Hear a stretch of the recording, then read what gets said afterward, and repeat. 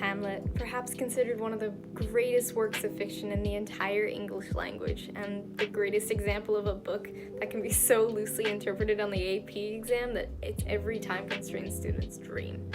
Today we'll be talking about it and one of the thousands of interpretations of the characters' relationships with one another. The topic isn't really your standard English teacher interpretation of the red curtains representing anger. No, it's about to get really weird. Now, the topic we'll cover is the Oedipus complex in the story, and the two research questions are: 1. How does Hamlet demonstrate Oedipal urges and castration anxiety? And what role does Ophelia play in Hamlet's subconscious desires? Now, if you don't know what the Oedipal complex is, I am so happy for you for making it this far in life without ever having to think about it, honest and truly. But if you're weirded out by incest, like hopefully everyone, this is going to be an uncomfortable few minutes. The Oedipal complex is named after a Greek myth about a hero who kills his birth father and marries his mother as foretold by a prophecy. It may not be the best name for the complex because after Oedipus found out he'd been doing it with his mom, he literally stabbed himself in the eyes and became blind. But the Oedipus complex was proposed by Sigmund Freud, an Austrian neuroscientist and the father of the psychology field. He theorized that a son's most primal urges, the needs of the subconscious, are to someday kill his father and replace him in the family by marrying his mother in order to prove his worth sexually. Now, if you're a young boy watching this and you think to yourself, Freud, what the hell? I don't want to do that. You're probably right, to be honest. The theory is not exactly accepted in entirety by psychologists now, and it's been deemed a falsified theory to justify a buttload of incest and abuse in the upper classes of Vienna in Freud's day. However, these ideas have a little bit of merit. They all seem to conflate with gender and manhood specifically. And Freud explained lesbianism, for example, as a woman envying the power of the father and copying his attraction to women. But for heterosexual men, though the Oedipal complex might be a really far reach, the idea of a young son envying the power of the father and wanting a relationship someday which mirrors that of his parents is pretty viable. For example, a study was done concluding that men are more likely to choose wives with similar personalities and facial characteristics to their mothers, and seeing sons react to their parents' divorce or a new man taking his father's place in the relationship is never pleasant. But we're not here to talk about the real-life validity of Freud and his theory. We are going to look at the story of Hamlet through this Oedipal lens and looking for examples of parts of the complex in the story. The Hamlet story revolves around a young man almost coming of age and doing this through killing Uncle Claudius, who killed his father, and more specifically, disparaged his honor and manhood as the next heir to the family. Claudius entered the scene of Elsinore so quickly after Hamlet's death without any sort of preparation. Hamlet felt betrayed by him and his mother for not taking the time to consult him or think of, his dead father, which spiraled into anger. It's like seeing the Christmas lights come up a day after Halloween. Like, could you just give me a second to rationalize this whole thing? Jesus. But through the lens of the Oedipal complex, Hamlet's anger at the sudden marriage could be seen another way. See, yet Hamlet's very deep and primal urges, he wants someday to be the one to kill his father and inherit his power, wife, and wealth for his own. Hamlet, being the heir to a kingdom, makes this more apparent because he wanted to inherit the kingdom and everything else which his once powerful father had dominion. But Hamlet never got to do this because guess who did it for him?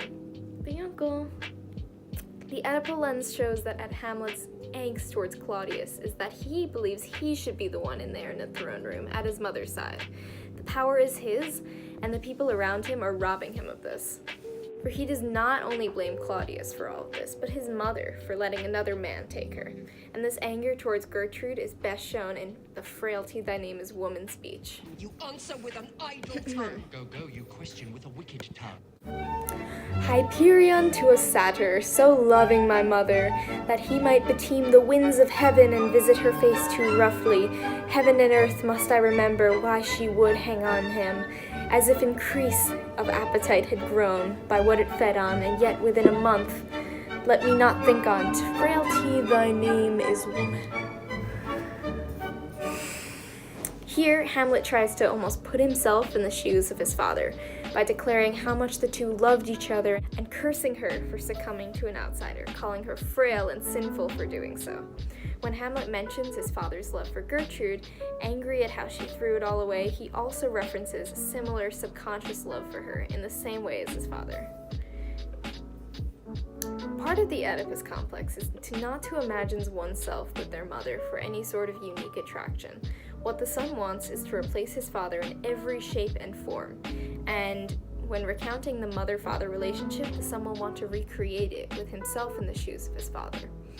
This idea is why the Oedipus complex usually takes place in very young men, because as the older the son gets, the more he experiences more relationships, different relationships with himself included, and that want kind of dies down once the parents aren't the only example of a relationship the son gets to see.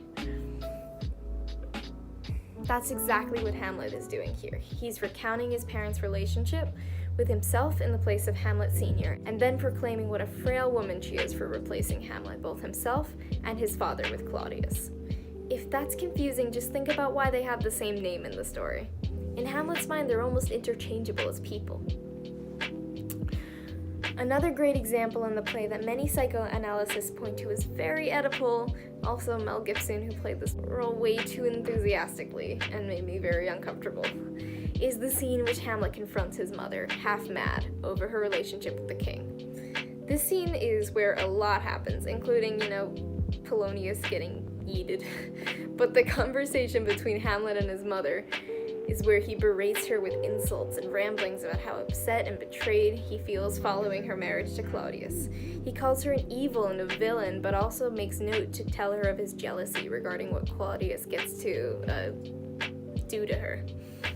He instructs her not to sleep with him for his own sake, saying, "Oh, throw away the worser part of it, and live the purer with the other half. Good night, but go not to mine uncle's bed. Assume a virtue if you have not, that monster custom who all sense doth eat. Of habits that devil is angel yet in this, that to the use of actions fair and good, he likewise gives a frock or a livery that aptly is put on. Refrain tonight, and that shall lend a kind of easiness to the next absence, next more easy." The scene is widely interpreted from some, saying that it is just Hamlet's regular teenage angst, and some suggesting that he's confessing his love to her. But what Hamlet is definitively doing here is telling his mother the truth about how he feels regarding Claudius and the family.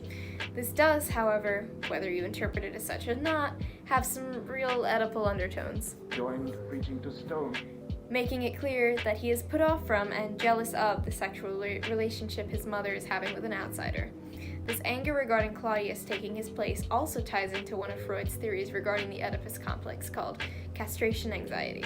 Castration anxiety is a boy's fear of emasculation, either literally by having his genitals cut off, or figuratively by losing his sense of manhood to his father, an overbearing mother, or another rival man who's stronger than him.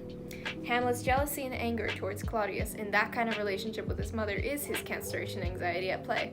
Hamlet feels emasculated by Claudius taking the sense of honor, his kingdom, his family, and of course the job of killing his mother and marrying his mother. The worry is bigger than anything physical. It's the thought of losing power, which is very real for Hamlet. So all in all, Hamlet's a perfect demonstration of a young boy falling into the subconscious developmental cycle of the Oedipus complex, and through his rage at Claudius over his mother demonstrates that not only the complex, but phenomena like castration anxiety as well. But what about other characters in the story, you may ask? Oh, Ophelia, poor Ophelia. How does she influence the effect of the Oedipal complex on Hamlet, or play into its framework in the story? After all, the Oedipus complex is a lot bigger than just one family. It plays out in the entire life of the son, which it's affecting. Ophelia in the story acts as kind of a naive young girl who's just there for Hamlet to take his frustration out upon. She exists, but mostly as a stepping stone for Hamlet's anger and lust for Gertrude. Now, I mentioned before that one of the most realistic examples of an Oedipal complex in ourselves is that we're most likely to choose a partner that emulates our parent in order to recreate the parental relationship. Now, Ophelia is like Gertrude, a little bit naive and easy when it comes to men, at least in the eyes of Hamlet. In various film and art adaptations, Gertrude is purposely characterized to look like an older Ophelia. So what does Hamlet's Oedipus complex have to do with that? Well, let's turn the books back to the "get thee to a nunnery" scene, where Hamlet begone thoughts Ophelia out of existence. The anger Hamlet had for his mother marrying Claudius or refusing his hand led him to feel castration anxiety, envy, whatever you might call it. He felt emasculated and dismissed by his mother. Around this time, Ophelia starts refusing Hamlet as well, turning away his advances. Now, because of this, and because of the already conflated image of Gertrude and Ophelia in Hamlet's mind, he mixes Ophelia's refusal with how his mother refused him for Claudius, and starts to believe the same things about his mother, that she's a gold-digging, sinning, lying scoundrel of a woman, about Ophelia, who really did nothing wrong. Because in Hamlet's mind, Ophelia is like the mirror of his mother's essence onto a young woman. Her refusal marks a point where Hamlet blurts out every thought about his frustration with Gertrude and his feeling of emasculation to Ophelia, accusing her of things she never did and saying exactly what he yearns to say to his mother. "Get thee to a nunnery, your impurity gives me anxiety." So in conclusion, the Oedipus complex, whether you believe in it or not, is a really big underlying theme in Hamlet, depending on one's interpretation.